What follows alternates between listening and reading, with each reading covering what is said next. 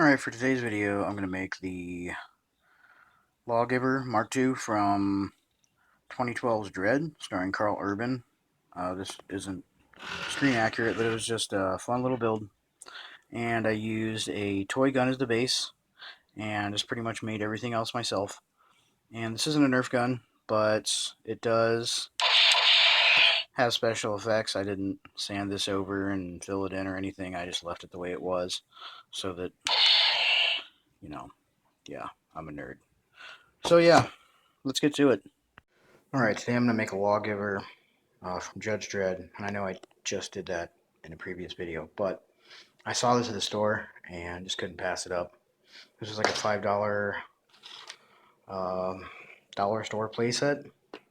Has this fake miniature Desert Eagle, and I'm basically going to build off of this to make the Carl Urban Lawgiver that was in, I believe it was 2013's DREDD. And of course I'm removing the scope. This I may just keep there, just to anchor stuff too. I don't know. But yeah. Alright, so I got the scope piece off, and it was kind of stuck in there pretty decently. I had to twist and pull it this way and that way, but I got it out. And to get it out, all I had to do was remove this screw, and this screw. Took them out completely, and I was able to just pry that out. But now I need to go back through and tighten these screws up before I forget. Alright, I went online and I found a couple of photos that are like line drawings of the actual piece itself. And when I printed them out, ironically enough, they fit pretty gosh darn exact. So I'm pretty much going to use this and literally end up cutting it out to make my pattern pieces for the EVA foam build and all the rest of this. Okay, so before I start cutting any patterns out of this or thinking about doing anything like that, this is just plain paper. So what I did here was I took some clear shipping tape and just covered the entire surface. Anything that I'm going to be cutting out, make sure I have covered with the shipping tape. It'll make it much more durable, especially if you have to put the pattern up to the gun or try to line it or anything. You're going to possibly end up tearing the paper. So if you do, you can use cardstock too, but I don't have cardstock. But I do have shipping tape and paper. So yeah, I covered both of these, and this is now my prepped patterns for both sides. So looking at the reference photos, there's no hammer. So before I start cutting anything out as far as patterns, I'm going to go ahead and saw this off. And to saw it off, I'm just going to use a regular old hacksaw.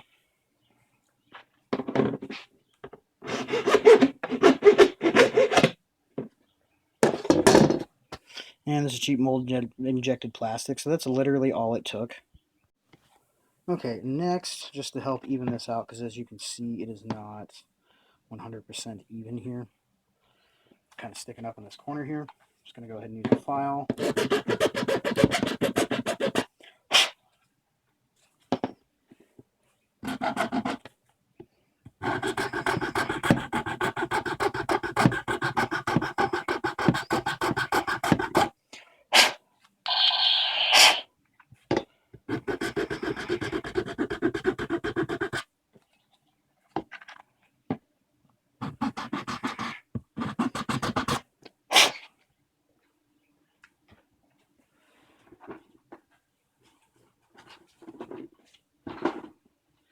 And now that all the rough work is done with the file, I'm going to take a sanding block.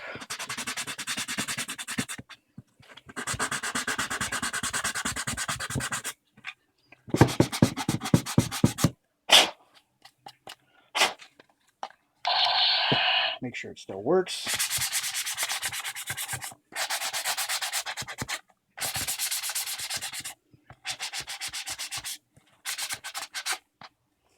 Now you can see I'm kind of sanding it all over. That's mostly just to help rough up the surface. And that's going to help any sort of super glue or contact cement or hot glue or anything that I use to stick to this piece.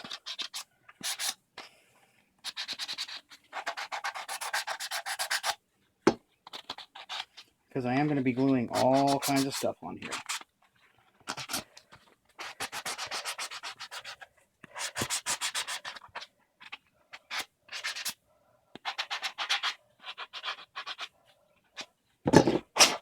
Okay, and there it is.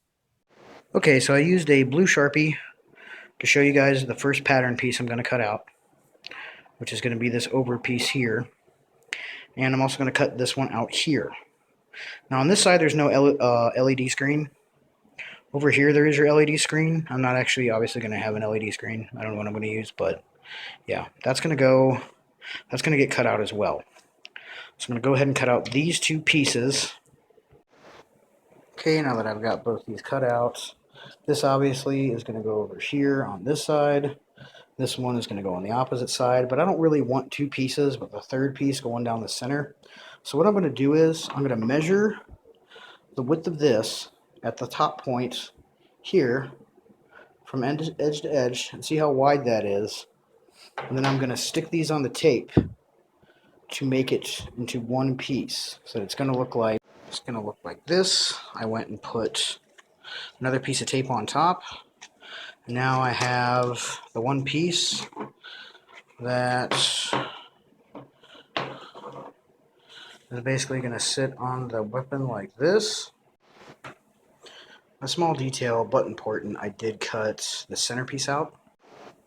Alright, so I took some 3mm EVA craft foam and I cut this out from the pattern, and I drew in where the little slots go and cut them out as well. And another thing I did was on the back here, I took a ballpoint pen that was actually out of ink and I scored where I want this to bend, because next I'm going to go ahead and cut in all my little lines and designs, kind of like what's on here with the X-Acto knife. And after that, I'm going to heat it and bend it. Alright, so I cut the detail in with an X-Acto knife. I just score the foam, I don't cut all the way through it. And whenever I apply heat to it with the heat gun, it opens up somewhat so you can see all the detail. So that's basically the outer top piece. So whenever I put this top piece on, there is a gap. So I measured the distance and I began just leveling this out first. Got some 5mm foam here and some 2mm here, so this is nice and flush. I got a thick piece of EVA foam mat that I'm going to go ahead and glue on top of that, and that will fill the gap and let this rest even whenever it goes on top. Alright, here you can see I've glued on my pieces of EVA foam to help build this up tall enough. And you'll notice here on the edge I did put a bead of hot glue, and I also put a couple little chunks of 5mm EVA foam on each side, just because whenever I put this on, I needed a little bit of support there in this part.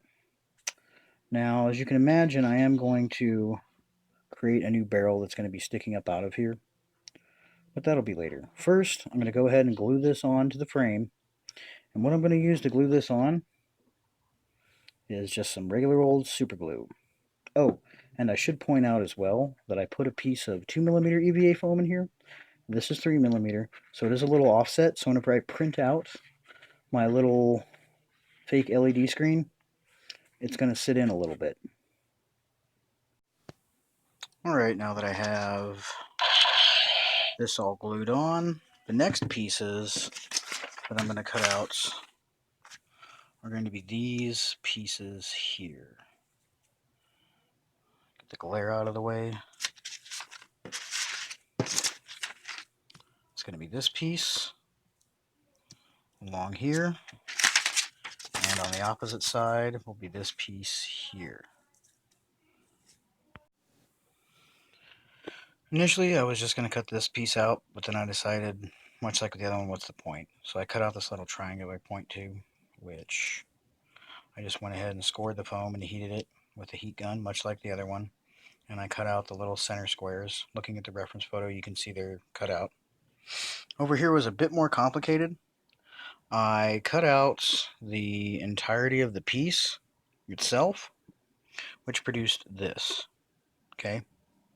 And next, I took and cut out just this centerpiece, because this centerpiece here has the beveled edge on it, which I cut at about 45 degrees. Okay. And I also cut out the center pieces. And what I'm going to do is I'm going to go ahead and match this up and glue it on top of there with some super glue. Okay, so I got these two glued together. Next, I'm going to glue this to this. And how I'm going to do that is I already put some contact cements on this edge here and on this edge here. That's to bond the edges. However, for the main body, I am still going to put super glue on here. Alright, I got this all glued on. And next, I'm going to do the same thing and glue on this other side here. I've already applied the contact cement. Alright, now that I have both sides glued on, I also went through and cut a couple of accent pieces here because there was a hole sticking out. So now that's covered. And the next pattern piece I'm going to cut out and make is the clip. So I'm going to cut these sections out here. Alright, so I took my pattern and I traced it out and cut it out of some 5mm thick EVA craft foam. And I actually cut out 5 of them, and these are the 2 that looked the best. And you're going to notice here, one of the different things from the pattern is the top I extended. The reason why I extended is so you have something to glue that into. And the next thing I did was I went through and cut some pieces of 5mm EVA foam into strips, because this is basically the width of the clip. And I'm going to start going through and gluing these 2 sides together outside of the piece, and then I'm going to slide it in and glue it into place lastly. Okay, so here is my clip. Now, I didn't put this all the way together yet because I need to show you guys what I'm doing. I'm not done with this in the slightest. So I measured the distance between here, and I cut out a few strips that were that wide, and I just kind of cut and pieced them. And I'll show you what I did here. Of course, I enclosed all the way around the edge, but I also put a piece here in the middle. And what this is for is, these cutouts are so you can see the rounds that are in the clip. Now, I'm not actually going to put actual ammo in there, nor am I going to make it look hyper realistic, but what I am going to do is I'm going to cut sections. I've already took and measured how long it's going to need to be. I'm going to cut sections of these. I'm going to go ahead and stick them in here. And I'm going to use little dabs of hot glue to just help keep them in place. And to cut off these sections, I am once again going to use a hacksaw, same as I did for the other cut so far.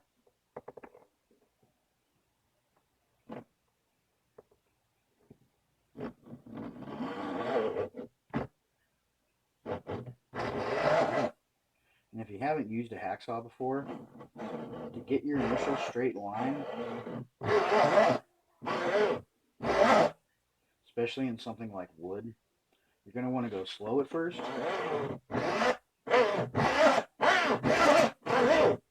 until you get what I like to call a bite. What I mean by a bite is you have a significant cut going into it, usually about 1/8 of an inch at least.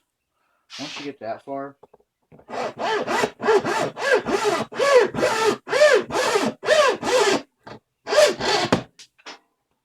you can go ahead and just saw right through it. Okay, so I repeated the process a total of 4 times to give me 4 rounds, and I'm going to put some super glue here and stick them in, and I'm going to drizzle some hot glue on the back side here just to make sure that they stay in place. Okay, I got these all glued in place. I got the hot glue here on the back side of it, and now I'm going to take some more super glue and I'm going to go ahead and run it along all these seams here, and also right here through the center. And I'm going to go ahead and place the top on it. Alright, now that it's all glued together, I'm going to go ahead and glue this in here in its appropriate spots. And I'm going to do that by just putting some super glue on all sides of this and just sliding it in. Alright, I've got my clip glued in place, but you'll notice on the diagram here, there's a little raised piece on the back. So I took a strip of EVA foam and just cut some angles on it whenever I cut the ends here. So I got it as close as I could, and I'm going to go ahead and glue this on the center of the back side of the clip here. Alright, I got this glued onto here, so it matches up with that.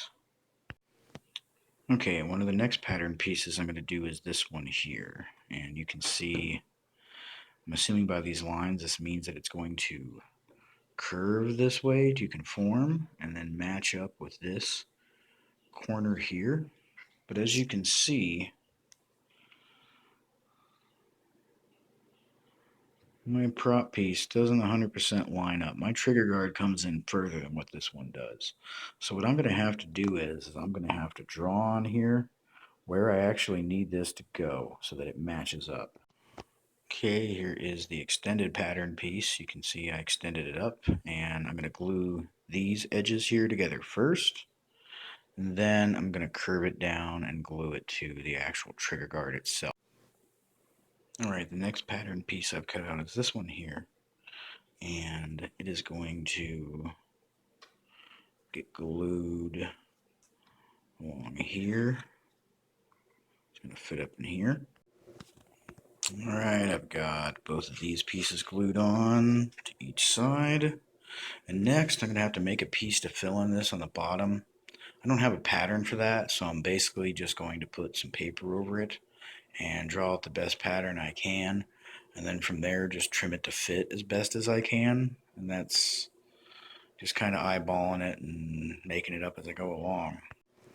Alright, I got the bottom piece sized and cut. I had to gradually trim it down to get it to fit exactly. I just put a piece of EVA foam up to it and traced around it with a Sharpie around the outside, and then gradually trimmed it down so it would fit in between these two and be relatively flush.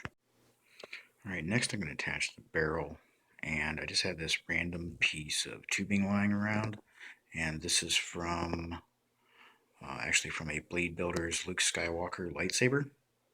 And since the front of the actual underpiece here, the gun, is at an angle, I had to kind of cut this at an angle and file it down to get it right. And I put a little piece of the EVA foam here as a spacer to help hold it in place so I can get it level whenever I glue it. And I'm going to go ahead and put some super glue on here and glue it in place. Alright, so I cut out these triangular pieces that join up here and glued them into both sides. And next I took and cut out to size a piece to fit here in the front. Right, and I've glued that in there like so. Next I'm going to cut a piece that's going to cover this area right there. Alright, I cut this bottom piece with the edges here beveled so it would match up pretty good, and super glued that in place, so that's covered now and looks much better. Right, looking at reference photos, I went through and put in the sights, one here on the end, one in the center, and one right there, and I just cut them out of 5mm EVA foam. And I believe at this point the last thing I have to do is cover this back part here. Alright, I got the back side glued on, and that's pretty much it for the initial build. There are a few things I could have done a little differently, and I could have pieced and patterned this out a little more, but just for sake of time and my own sanity, I didn't. So next what I'm going to do is wait an hour or so just to make sure all the super glue is 100% dry, because I can still see it's a little wet. And I'm going to go back through, and there's a couple areas here. One is up here on this seam, on this green area between the clip and the front of the gun. I kind of like to silicone out that seam. Also the seam right there as well. And the other seam I'd like to silicone is this green to red here, right on the upper part of the back, up around the top here. But first I'm going to need to sand it. Alright, now this has had sufficient time to dry, I'm going to take some rough grit sandpaper. I'm going to start sanding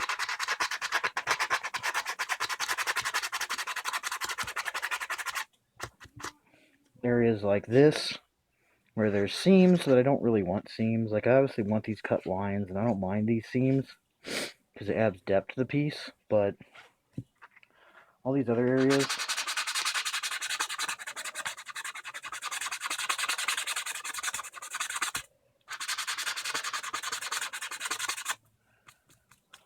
like this here.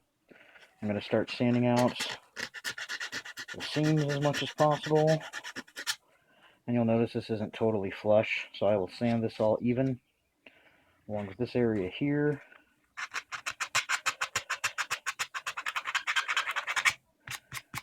Help smooth all that out.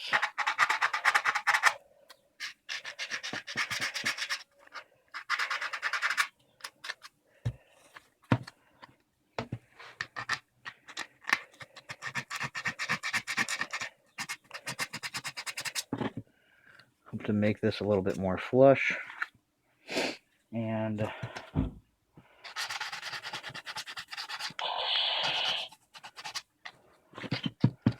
also on this side part and this back part here.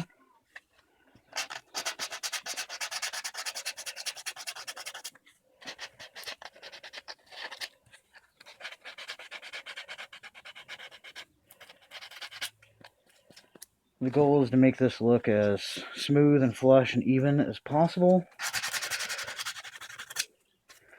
It'll also help take some of the edge off.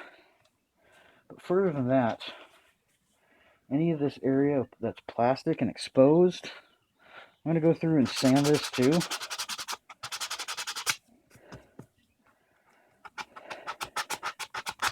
And I'm basically going to rough sand over all the plastic. And that's going to help the paint adhere to this a lot better. Okay, I just want to point out real quick that anytime I'm sanding something, I don't always mention this, but anytime I'm sanding something or painting something, I am always wearing a respirator, okay? And, of course, part of the reason why I do this is my health, but it's also just basic common sense. Like, you need to have the safety equipment if you're going to do this stuff. Especially when you're sanding on stuff like foam, there's particles. And this is all glued together with super glue. So any of that super glue that hardens, you're just sanding off. And that can go right in your lungs. You don't want that. Now, before I went through and sanded this handle, which I just finished doing, I unscrewed this and took out the batteries.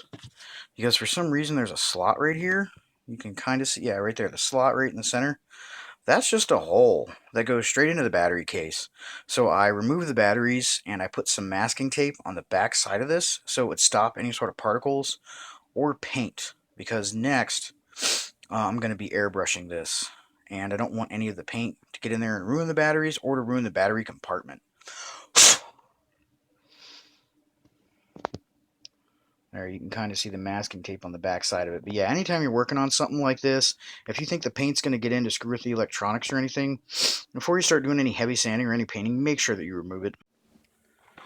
Okay, so you can see there is these slots right here. That's where the sound comes out. Now, if you're using a pistol that doesn't have sound, it doesn't matter.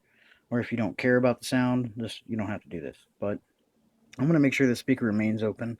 And much like with the battery pack, I don't want any paint or anything getting in there to mess it up. So what I do is I take a little sliver of masking tape and then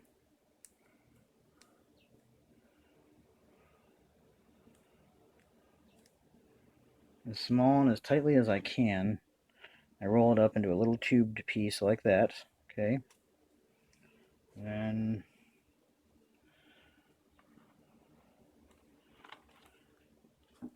using my fingernail, I just jam it down inside of the little speaker hole.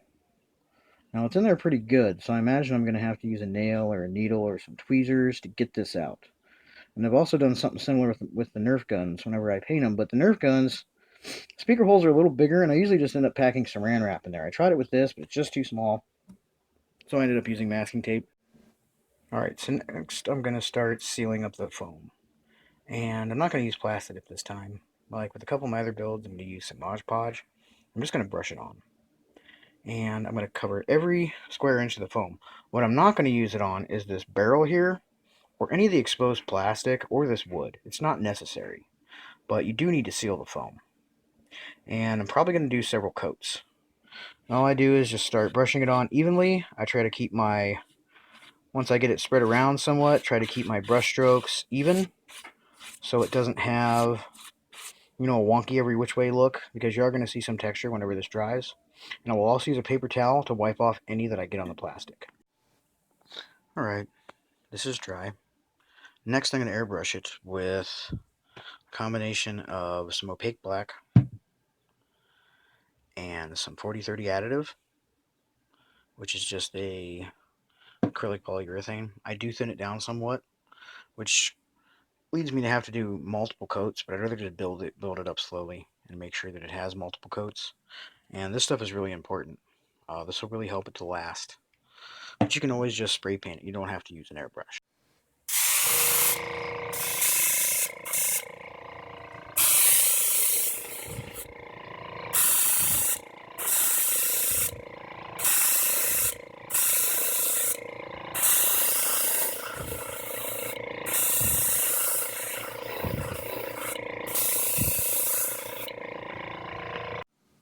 Okay, so I want to point out a couple things here real quick.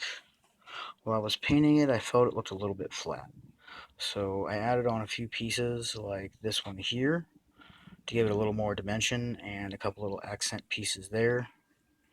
And on this side, I put this raised piece, and I rounded off the end of a zip tie and put some dots of hot glue on it. Originally, that shape was just cut into it, and like I say, I need a little bit more dimension, and put another little accent piece there.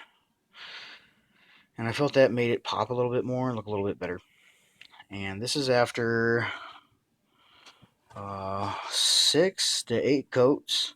Now, if you're using spray paint, you really only need to use one, but then you end up having to wait 24 to 48 hours before you can do another paint job because it may wrinkle or lift. Whereas with the airbrush, in a half hour, it's pretty much ready to go in between coats. And I do 2 coats on one side, let it sit for a half hour, flip it over, 2 coats on the other side, let it sit for a half hour. So this is about 3 hours of airbrushing work right here. And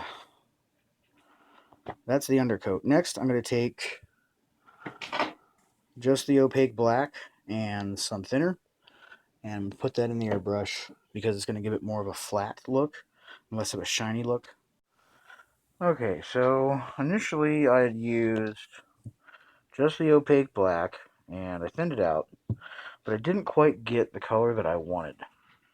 So in a separate container, I mixed some of the opaque black. I did use some thinner and thin it down, and I added white until I got a very, very dark gray. But I still didn't quite get the color I wanted, so I added some blue in with that. Mixed all three, and what I came up with was a color that reminded me somewhat of the bluing on a gun. And I liked the way that looked, so I went with that. And then I took some black acrylic craft paint, and I painted in a couple sections like here and here, and this section here on the clip, and these little indentions there, and these little impressions here. And I also put some on the center sight and on the little safety thing there. Same thing on the other side. Flat black there. Did a piece there. Another one there. And did these little spots there. Oh, and this here. And that was just to give it some contrast whenever the light hits it, so it's not just all one color. And next what I'm going to do is I printed out the little LED screen on the side, and I put some tape over both sides of it. I'm going to cut that out, and I'm going to glue it into this little space here. Alright, I got my little faux LED screen glued in here. And next I took a regular old cheap paintbrush and painted the rounds a moccasin brown. That may seem a little strange, but moccasin brown is just a brown I happen to have, and these metallic craft paints don't go on very thickly. It takes a lot of coats, and especially when you have something like a black surface, the black really shows through. So the moccasin brown is basically just a quick, easy primer to save myself a little time, effort, and a tiny bit of money by having to do, you know, 5 or 6 meticulous coats. And here I'm hoping with just a few coats I'll be able to give it a nice brassy look.